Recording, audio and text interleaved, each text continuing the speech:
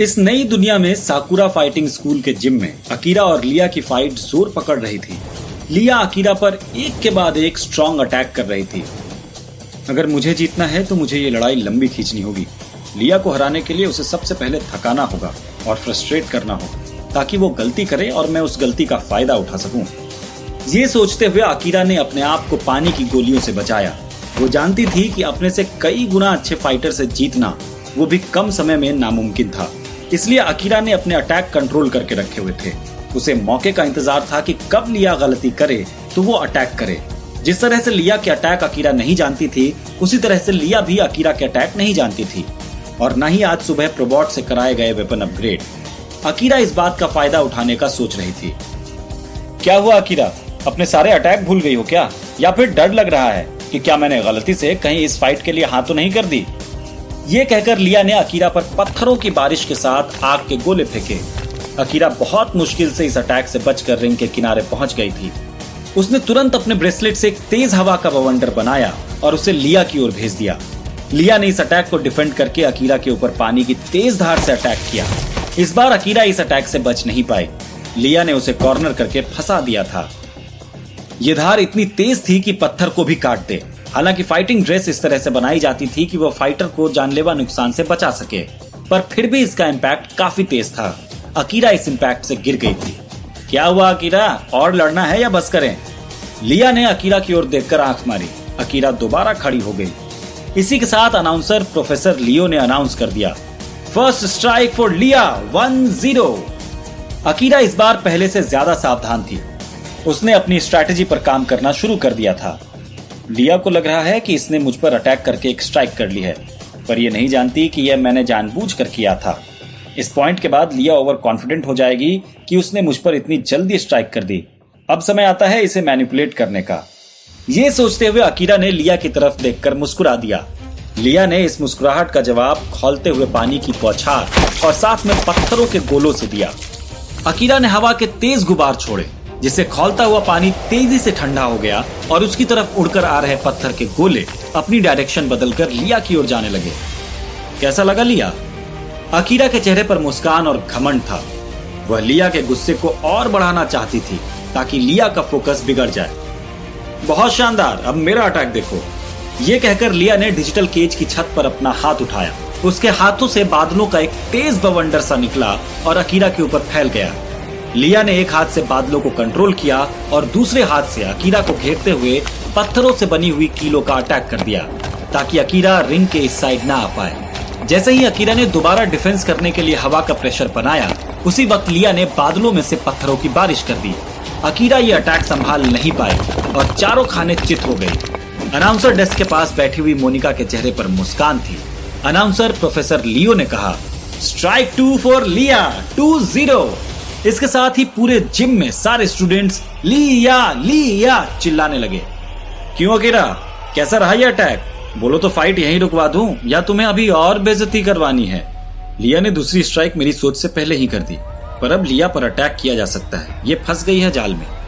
Akira दोबारा खड़ी हुई थी और उसने फिर से लिया की ओर देखकर आंख मार दी।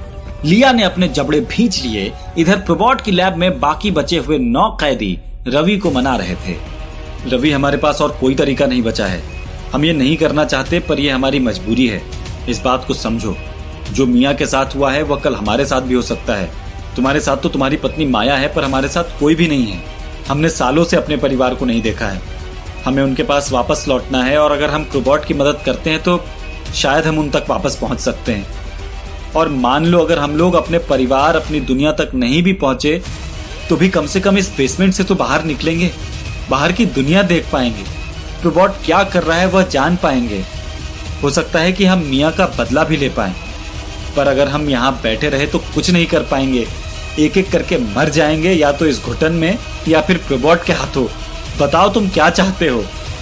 रवि अपना सिर नीचा करके चुपचाप प्रोफेसर हार्प की बात सुन रहा था, पर उसने कोई जवाब नहीं दिया। प्रोफेसर हार्प हताशा से भरे हुए थे। उन्होंने माया से कहा, माया तुम ही इसे समझाओ। हम सबकी जिंदगी और भविष्य अब तुम्हारे हाथ में है। रवि, मुझे लगता है कि प्रोफेसर हार्प सही कह रहे हैं। हमारे पास सच में और कोई रास्ता नहीं बचा है। हम दोनों को यहाँ आए हुए 20 साल हो चुके हैं। इन 20 सालों में हमने अपने बेटे की तस्वीर भी नहीं देखी। हम तो जानते भी नहीं कि वह दिखता कैसा है। मैं यहां से निकलना चाहती हूँ रवि, और अपने बेटे को देखना चाहती हूँ, उससे मिलना चाहती हूँ, अपनी दुनिया में वापस जाना चाहती हूँ। और हमारे पास ज्यादा जिंदगी नहीं बची है, हमें ये कोशिश करनी चाहिए। प्लीज रवि। माया की बात सुनते हुए रवि की आंखों से आंसू निकल आए। उसने चुपचाप सिर हिलाकर हाँ कह दिया। इधर साकुरा फाइटिंग स्कूल के जिम में अकीरा और लिया के बीच जंग जारी थी। अकीरा, तुम अगर पहले मान गई होती तो तुम्हें इतनी बुरी तरह बेइज्जत और डिसअपॉइंट नहीं होना पड़ता, पर यह रास्ता तुमने ही चुना था। अब इसे खत्म करने का समय आ गया है और इसे खत्म मैं करूंगी। लिया अकीरा पर अटैक करने को तैयार थी, पर इस बार अकीरा भी तैयार थी। उसने आज सुबह ही प्रोबॉट से जो 2 नए अपग्रेड लिए थे अपने वेपन के लिए, उसने उन्हें अपने दूसरे हाथ के ब्रेसलेट में पहना हुआ था, जो उसके बाएं ग्लव के अंदर था। इस ब्रेसलेट को लिया नहीं देख पाई थी। ये फाइटिंग नियम के खिलाफ नहीं था। लेवल 5 से कोई भी फाइटर डबल वेपन यूज कर सकता था। अकीरा का दिमाग बहुत तेजी से चल रहा था। लिया को पूरी तरह से विश्वास हो चुका है कि इस राउंड में वो मुझे हरा देगी। बस मुझे लिया को इसी माइंडसेट तक पहुंचाना था, और अब मैं करूंगी अटैक। अगले ही पल अकीरा ने अपने फर्स्ट ब्रेसलेट से लिया के ऊपर हवा का तेज प्रेशर छोड़ा। लिया ने इस अटैक से बचने के लिए पत्थर की चट्टान खड़ी कर दी और इस अकीरा के हमले को ब्लॉक कर दिया। पर तब तक अकीरा लिया के बहुत पास पहुंच चुकी थी। जैसे ही लिया ने पत्थर की चट्टान हटाई, अकीरा ने तुरंत उस पर बवंडर छोड़ दिया। लिया बवंडर की चपेट में आ गई, पर उसका फुटवर्क बहुत मजबूत था। वो गिरी नहीं और उसने अकीरा पर आग के छल्ले छोड़ने शुरू कर दिए। अकीरा ने छलांग मारते हुए खुद को बचाया और अपने दूसरे छिपे हुए ब्रेसलेट से एक साथ 4 बवंडर छोड़ दिए। लिया इस अटैक के लिए तैयार नहीं थी। उसे तो पता ही नहीं था कि अकीरा के पास दूसरा वेपन भी था, वो भी अपग्रेड के साथ। उन 4 बवंडर ने लिया को रिंग से 20 फुट ऊपर उठाकर पटक दिया। इसी के साथ प्रोफेसर लियो ने अनाउंस किया, फर्स्ट स्ट्राइक फॉर अकीरा 2-1। पूरा जिम अचानक से शांत हो गया था। किसी को भी उम्मीद नहीं थी कि लेवल 5 की फाइटर अकीरा लेवल 10 की फाइटर लिया को एक स्ट्राइक भी कर पाएगी, और वो भी इतना ब्रूटल स्ट्राइक जो लिया को न सिर्फ पटक दे बल्कि उसे शॉक भी कर दे। मोनिका के चेहरे पर भी शॉक था और क्यूरियोसिटी भी। उसने आज तक अकीरा को इस तेवर के साथ खेलते नहीं देखा था। क्या हुआ लिया, मजा आया कि और डोज दूं? अगर खड़ी हो पा रही हो तो फाइट कंटिन्यू करते हैं। सिर तो नहीं घूम रहा तुम्हारा? अकीरा ने लिया के साथ घमंड गेम खेलते हुए कहा। 20 फुट ऊपर से गिरने के कारण लिया का सिर चकरा गया था और साथ ही उसकी रिब्स में चोट भी आई थी। उसने खड़े होते हुए अकीरा से कहा, well done Akira, well done. तुमने कम से कम एक स्ट्राइक तो की। ऐसा शायद पहली बार हुआ होगा कि किसी लेवल 5 के फाइटर ने लेवल 10 के फाइटर को स्ट्राइक किया। पर किसी गलतफहमी में मत रहना, ये गलती से हुआ था तुमसे, तुम ये दोबारा नहीं कर पाओगी। ये कहकर लिया ने अपने हाथों को आगे किया और अकीरा पर 4 अटैक एक के बाद एक कर दिए। उफ, लिया ने मेरी स्ट्राइक को मेरी ओर से डिसरिस्पेक्टफुल मान लिया है। ऐसा उसके साथ पहली बार हो रहा है, वो भी उसके अपने स्कूल में, स्टूडेंट्स और टीचर्स के सामने। मुझे इसका सामना करने को तैयार ही रहना चाहिए। अकीरा ये सोचते हुए रिंग के किनारे आ गई थी। उसके पास अभी भी एक अपग्रेड अटैक बचा हुआ था। इस अटैक में लगभग 50 फीट डायमीटर की हवा ब्रेसलेट सोख लेता है और उससे एक मजबूत अवतल लेंस जैसा ढाल बन जाता है। अगर सामने ओपोनेंट मौजूद हो तो सांस की कमी से वो बेहोश हो सकता था, और बेहोश ना भी हो तो सोखी हुई हवा से बनी ढाल से उस पर अटैक किया जा सकता था। अकीरा के दिमाग में एक प्लान बन रहा था, पर उस प्लान में अटैक शामिल नहीं था। उसने सोच लिया था कि वो तब तक रिंग के किनारे घूमती रहेगी जब तक लिया उसके सोच के अनुसार अटैक ना करे। इधर सूरज भी स्कूल में अपनी ड्रेस और फाइटिंग प्रैक्टिस किट लेकर जाने लगा था, पर तभी उसने स्कूल जिम से आते हुए आवाजें सुनी और वो जिम की ओर बढ़ गया। अकीरा लिया के 2 अटैक से बच गई थी और अब भी गोल रिंग में घूमते हुए किनारे पर ही थी।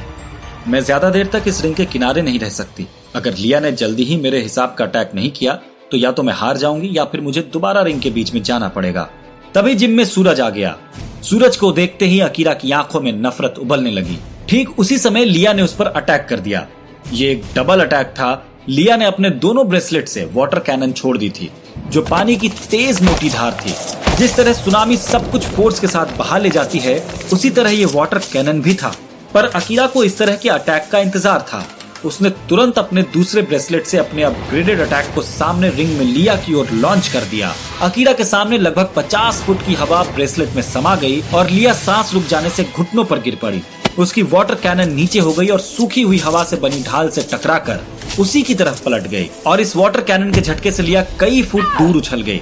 प्रोफेसर लियो ने अनाउंस किया, second strike for Akira, 2-all। ये हिस्ट्री में पहली बार हो रहा है। अकीरा के इस अटैक ने स्टूडेंट्स और मोनिका को भी इंप्रेस कर दिया था।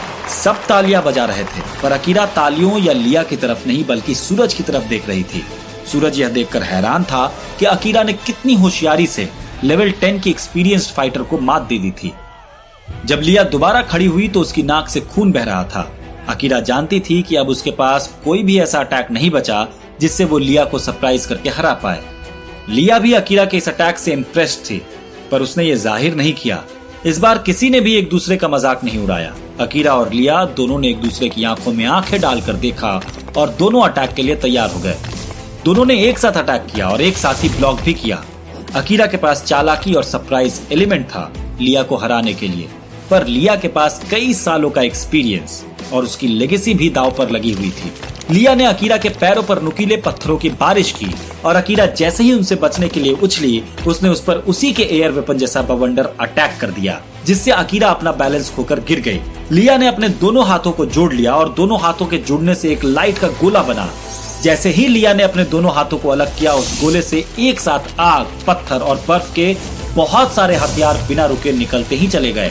अकीरा ने इससे बचने के लिए एक साथ कई बवंडर छोड़ दिए और खुद को वैक्यूम एयर शील्ड से दोबारा बचाया। लिया को अब अकीरा के सारे अटैक और डिफेंस पता चल गए थे, पर लिया के पास अभी भी कई अटैक बाकी थे। जैसे ही अकीरा लिया के हमले से बचकर दोबारा अपने पैरों पर खड़ी हुई, लिया ने उस पर लेवल 10 का अल्टीमेट अटैक कर दिया। इस अटैक का कोई तोड़ नहीं था। लेवल 10 के नीचे के लेवल के फाइटर्स के लिए इसे डिफेंड कर पाना नामुमकिन था। लिया के ब्रेसलेट से 3 वेव्स निकली और उन वेव्स ने अकीरा को हवा में उठा दिया और उसकी बॉडी को नम कर दिया। अचानक से पीछे से एक आवाज आई, रुक जाओ। किसने रोक दी थी बीच में फाइट? क्या अकीरा वापस स्कूल आ पाएगी? सूरज भविष्यवाणी का पता लगाने के लिए अब क्या करेगा? सभी सवालों के जवाब जानने के लिए सुनते रहिए साकुरा द मिस्ट्री आइलैंड, सिर्फ पॉकेट एफएम पर। बस बहुत हो गया लिया, अकीरा को छोड़ दो अभी इसी वक्त। मोनिका की आवाज में हमेशा की तरह पावर और अथॉरिटी थी। लिया ने अकीरा को वापस रिंग में उतार दिया। अल्टीमेट अटैक के बाद अकीरा की पूरी बॉडी कांप रही थी। पूरा स्कूल लिया के इस मूव से शॉक्ड था। तुम्हें डिस्क्वालीफाई किया जाता है लिया। तुम एक स्कूल फाइट में पार्टिसिपेट कर रही हो, ना कि रियल वर्ल्ड सिनेरियो में या फिर किसी जंगल में किसी जानवर से नहीं भिड़ रही हो। एक स्कूल स्टूडेंट पर अल्टीमेट अटैक करना कितना खतरनाक और बेवकूफी भरा है, मुझे तुम्हें बताने की जरूरत नहीं है। मोनिका ने अकीरा को उठाते हुए कहा, तुमने अकीरा को फाइट के लिए इसलिए चैलेंज किया था क्योंकि तुम्हारे नजरिए से अकीरा ने साकुरा फाइटिंग स्कूल का अपमान किया था, पर तुमने अभी जो किया है वो अकीरा के अपमान से भी बड़ा है। तुमने हमारे स्कूल की लेगेसी पर धब्बा लगाने में कोई कसर नहीं छोड़ी लिया। अगर मेरा बस चलता तो मैं तुम्हारा लेवल 10 का स्टेटस इसी वक्त छीन लेती, पर तुम लेवल 10 की फाइटर हो और इस फैसले को लेने का हक सिर्फ स्कूल मैनेजमेंट के पास है। मैं इस घटना की रिपोर्ट हायर मैनेजमेंट तक पहुंचा दूंगी और उम्मीद करती हूं कि वह इस बारे में जल्द ही डिसीजन लेंगे, और वो भी सख्त। लिया को अपनी गलती का एहसास तुरंत ही हो गया था। उसे समझ में आ गया था कि इस फाइट को पर्सनल बनाने में स्कूल की इज्जत से ज्यादा उसका ईगो शामिल था। आई एम सॉरी मोनिका, मुझे इस बात का ध्यान रखना चाहिए था। मैं अपनी इस गलती के लिए पूरे साकुरा फाइटिंग स्कूल से माफी मांगती हूँ, चाहे वो स्टूडेंट्स हो, टीचर्स हो या फिर हायर मैनेजमेंट। मुझे उम्मीद नहीं थी कि अकीरा मुझे इतना स्ट्रांग चैलेंज दे पाएगी, पर मुझे मानना पड़ेगा कि आज की फाइट में बेटर फाइटर मैं नहीं बल्कि अकीरा थी। मैं अपने दोनों पॉइंट सबमिट करती हूँ और अकीरा को विनर मानती हूँ। इतना कहकर लिया ने अकीरा के पास जाकर उसका हाथ ऊपर उठा दिया। I am proud of you and I am sorry Akira, I really am. लिया ने अकीरा को गले लगाकर उसके कान में कहा। अकीरा जवाब में कुछ नहीं कह पाई, वह उस समय बहुत ज्यादा ओवरवेल्म थी। लिया के डिस्क्वालीफाइड होने से मैच टाई हो गई थी, पर लिया के अपने दोनों पॉइंट सबमिट करने के बाद इस फाइटिंग मैच के विनर हैं अकीरा। जैसे ही प्रोफेसर लियो ने अनाउंस किया, पूरे स्कूल जिम में हंगामा मच गया। सभी स्टूडेंट अकीरा को चीयर कर रहे थे और उसकी जीत सेलिब्रेट कर रहे थे। सूरज भी वहीं खड़ा हुआ था, यह सब देख रहा था। उसे यकीन नहीं हो रहा था कि अकीरा ने लिया को इतनी जबरदस्त फाइट दी थी। मोनिका ने प्रोफेसर लियो के पास जाकर अनाउंसमेंट डेस्क से माइक लिया और कहा, अकीरा को इस जीत के लिए कॉन्ग्रेचुलेशंस, और साथ ही उसका सस्पेंशन भी खत्म किया जाता है। ये सुनते ही सभी स्टूडेंट्स हल्ला मचाने लगे थे। 1 मिनट के लिए सब शांत हो जाओ। मोनिका ने फिर से अथॉरिटी से कहा, और 1 सेकंड में पूरा जिम शांत हो गया। अकीरा ने आज जो फाइटिंग स्पिरिट दिखाई है वह कई सालों में कभी कभी ही दिखाई देती है। उसकी will power, ability, agility, resilience और समझदारी भरे अटैक्स और डिफेंस ने लेवल 10 की उसकी ओपोनेंट, पूरे स्कूल और मुझे भी इंप्रेस किया है। मैं मोनिका, साकुरा फाइटिंग स्कूल की हेड मिस्ट्रेस, हायर मैनेजमेंट से बात करके अकीरा को लेवल 7 का स्टेटस दिलवाने की कोशिश करूंगी। मोनिका ने जैसे ही ये अनाउंस किया, पूरा स्कूल जिम सेलिब्रेट करने लगा। अकीरा लिया से फाइट के बाद वैसे भी ओवरवेल्म थी, पर इस खबर को सुनने के बाद वो अपने आंसुओं को रोक नहीं पाई। अकीरा के क्लास के दोस्त उसके पास आ गए थे, वो उसे गले लगा रहे थे और उसे कॉन्ग्रेचुलेट कर रहे थे। उसी भीड़ में एक किनारे अक्षय अपनी गर्लफ्रेंड नीसा के साथ खड़ा हुआ था। यह सब देखते हुए उसके चेहरे पर मुस्कुराहट और आंखों में नफरत थी। कुछ दिन पहले तक वह इस स्कूल का अकेला लेवल 7 का फाइटर था और अब चंद दिनों के अंदर ही 2 और लेवल 7 के फाइटर स्कूल में आ चुके थे। उसने नीसा का हाथ पकड़ा और उसे लगभग घसीटते हुए जिम से बाहर चला गया। लिया से फाइट के बाद अकीरा लॉकर रूम में नहाने चली गई थी। उसने शावर में अपनी थकान और पिछले कुछ दिनों की भड़ास निकाल दी थी। उसके चेहरे पर अलग ही कॉन्फिडेंस चमक रहा था। जब वो शावर से निकली तो उसके बदन पर पानी की फिसलती हुई बूंदें चमकीले मोतियों की तरह लग रही थी। शावर से आकर अकीरा कुछ देर तक मिरर के सामने खड़े होकर खुद को मिरर में देखती रही। उसके बदन का हर एक अंग निखर गया था। उसने अपने बालों को झटका देकर मिरर पर पानी की बौछार कर दी। उसके हाथ खुद के बदन पर फिसलने लगे, बालों से गले तक और फिर उरोजों से कमर के सहारे फिसलते हुए टांगों तक। लगभग 20 मिनट बाद अकीरा को होश आया और उसने अपने कपड़े पहने और लॉकर रूम से निकलकर बाहर जाने लगी। अकीरा! सूरज ने उसे आवाज लगाई। वो गर्ल्स लॉकर रूम के बाहर अकीरा का इंतजार कर रहा था। सूरज को देखते ही अकीरा के चेहरे के खुशी के एक्सप्रेशंस गायब हो गए। उसका चेहरा एकदम सपाट हो गया। तुम यहाँ क्या कर रहे हो? मोनिका ना यहाँ शार लेने आती है और ना ही सोने। ये कहकर अकीरा ने वापस पलटकर जाना शुरू कर दिया। सूरज ने उसके आखिरी सेंटेंस को अनसुना करते हुए कहा, कांग्रेचुलेशंस अकीरा, बहुत अच्छी फाइट थी। सस्पेंशन खत्म होने के साथ ही लेवल 7 का बैज मिलने की भी कांग्रेचुलेशंस। सूरज की बात अनसुनी करके अकीरा आगे बढ़ गई। अकीरा सुनो। अकीरा रुक तो गई, पर उसने सूरज की ओर मुड़कर नहीं देखा। हमारे बीच जो कुछ भी हुआ उसमें हम दोनों की गलती है। मैं अपने मन में तुम्हारे लिए कोई हार्ड फीलिंग्स नहीं रखना चाहता। आई होप तुम भी ऐसा ही सोचती हो। सूरज ने पुरानी बातों को भुलाने की कोशिश करते हुए कहा, हार्ड फीलिंग्स और तुम्हारे साथ? वो तो कभी हो ही नहीं पाई सूरज। मुझे देर हो रही है, बाय। ये कहकर अकीरा चलने लगी। अकीरा सुनो तो। तभी कॉरिडोर में निखिल आ गया। वो काफी एक्साइटेड लग रहा था। अकीरा, मैं अभी प्रोफेसर जूलिया से सुनकर आ रहा हूं कि कल स्कूल मैनेजमेंट तुम्हारी और लिया की फाइट को रिव्यू करेंगे और उसके बाद तुम्हें लेवल 7 का बैच मिलेगा या नहीं, ये डिस्कशन होगा। प्रोफेसर जूलिया काफी कॉन्फिडेंट है कि तुम्हें बैच मिल ही जाएगा। Congratulations. Thank you Nikhil, you are my only friend here in school. मैं हमेशा से ही बेस्ट डिजर्व करती हूँ, चाहे वो दोस्त हो, फाइटिंग स्टेटस हो या फिर मेरा पार्टनर। अकीरा ने निखिल को चूमा और सूरज को इग्नोर करते हुए उसके साथ चली गई। इधर इस दुनिया में पुराने मकान के बेसमेंट में बनी कंप्यूटर लैब में प्रोफेसर शर्मा विक्रम अंकल और रघु से बात कर रहे थे।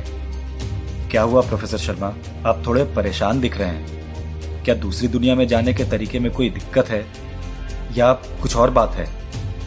नहीं विक्रम, वो बात नहीं है। वैसे भी दूसरी दुनिया में जाने में बहुत टाइम है, पर मेरे मन में कुछ सवाल हैं।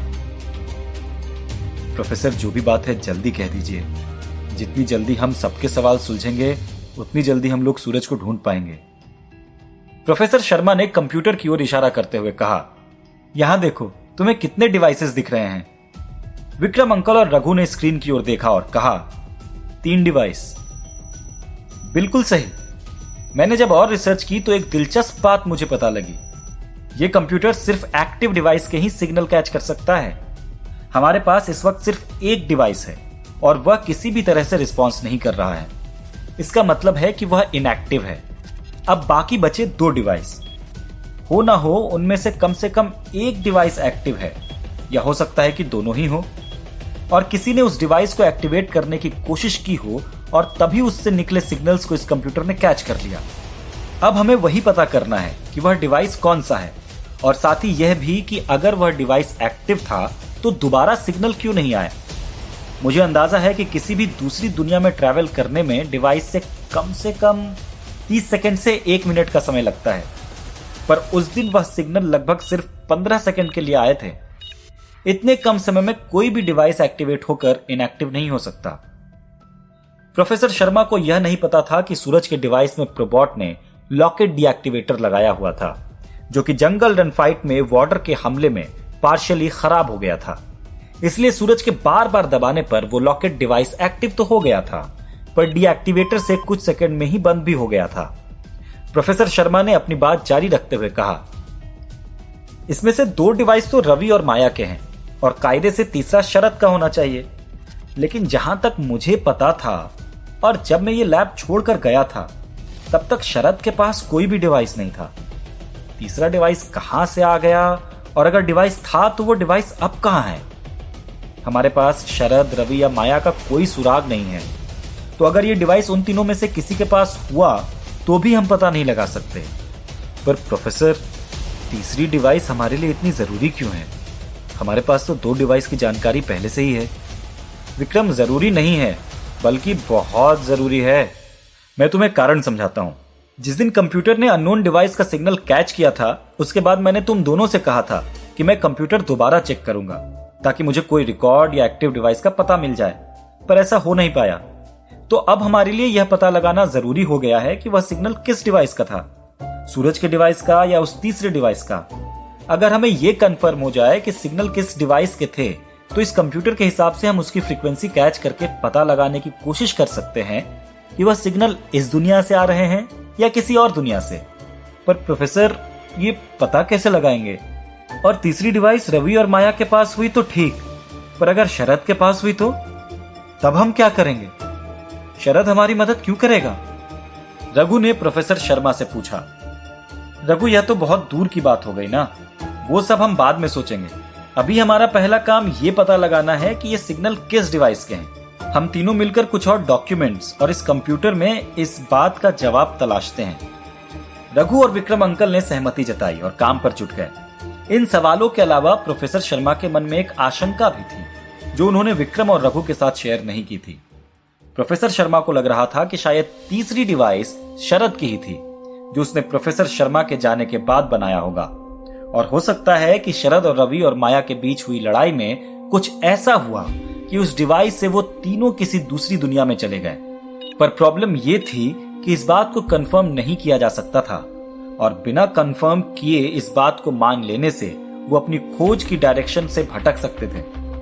इसलिए उसने ये बात विक्रम अंकल और रघु को नहीं बताई थी। ये सोचते हुए प्रोफेसर शर्मा ने दोबारा कंप्यूटर पर खोजबीन चालू कर दी। इधर इस दुनिया में सभी 9 कैदियों ने मिलकर प्रोबॉट को बेसमेंट में बात करने के लिए बुलाया था। यस माय फ्रेंड्स, क्यों बुलाया है तुम लोगों ने मुझे? अगर कोई जरूरी बात नहीं हुई तो प्रोफेसर हार्प, मियां के बाद अगला नंबर आपका है। प्रोबॉट ने यह बात ऐसे कही जैसे घर का कोई दिनचर्या का काम करने की बात कर रहा हो। प्रोबॉट, हम सब ने मिलकर एक फैसला किया है। कैसा फैसला? हम सब तुम्हारे साथ काम करने को तैयार हैं, रवि और माया भी। इसी समय से हम सब ने अपनी हार मान ली है। हम सब मियां की तरह मरना नहीं चाहते। तुम जीत गए। प्रोबॉट ने एक एक करके सभी 9 कैदियों पर नजर घुमाई और उसके चेहरे पर एक कुटिल मुस्कान आ गई। इधर सूरज भविष्यवाणी का कोई भी सुराग पता ना लगाने के कारण फ्रस्ट्रेट होने लगा था। उसे समझ नहीं आ रहा था कि वो क्या करेगा। मैंने जितने लोगों से भी भविष्यवाणी के बारे में पूछा, चाहे मोनिका, प्रोबॉट या चाहे खुद से लाइब्रेरी में ढूंढने की कोशिश की, मुझे तो कुछ भी पता नहीं चल रहा। पता नहीं वो अनजान औरत उस भविष्यवाणी से और मुझसे क्या चाहती है। मुझे कोई और तरीका पता लगाना ही होगा। हो सकता है कि स्कूल में किसी टीचर को इस बारे में पता हो, या शायद किसी स्टूडेंट को। कल वापस स्कूल आकर किसी टीचर से बात करने की कोशिश करता हूं, शायद उनसे कोई जानकारी मिल जाए। ये सोचते हुए सूरज ने पोर्टल ऑन किया और मोनिका के घर के लिए निकल गया। इधर इस दुनिया में प्रोफेसर शर्मा ने रघु और विक्रम अंकल को एक जानकारी दी। मतलब आप कह रहे हैं कि हम ये पता लगा सकते हैं कि शरद के पास डिवाइस थी या नहीं? हाँ रघु, बिल्कुल सही कहा। यह कंफर्म करने का शायद आखिरी ऑप्शन है हमारे पास कि क्या सच में तीसरी डिवाइस एग्जिस्ट करती है, और अगर हाँ तो वो किसकी डिवाइस है और इस समय किसके पास है। तो हम देर क्यों कर रहे हैं प्रोफेसर? तुरंत पता लगाते हैं। क्या करना पड़ेगा हमें? मुझे पता है क्या करना पड़ेगा। I have a plan. हमें यहां से जाना होगा। जाना होगा, पर कहां? शरद के पुराने कॉलेज। क्या प्रोफेसर शर्मा, रघु और विक्रम के साथ शरद के पुराने कॉलेज से कुछ पता कर पाएंगे? अकीरा इस जीत के बाद अब क्या करेगी? रोबोट कैदियों के साथ मिलकर किस काम को अंजाम देगा? क्या सूरज को टीचर्स या स्कूल से भविष्यवाणी की कोई और जानकारी मिल पाएगी? सभी सवालों के जवाब जानने के लिए सुनते रहिए साकुरा द मिस्ट्री आइलैंड, सिर्फ पॉकेट एफएम पर।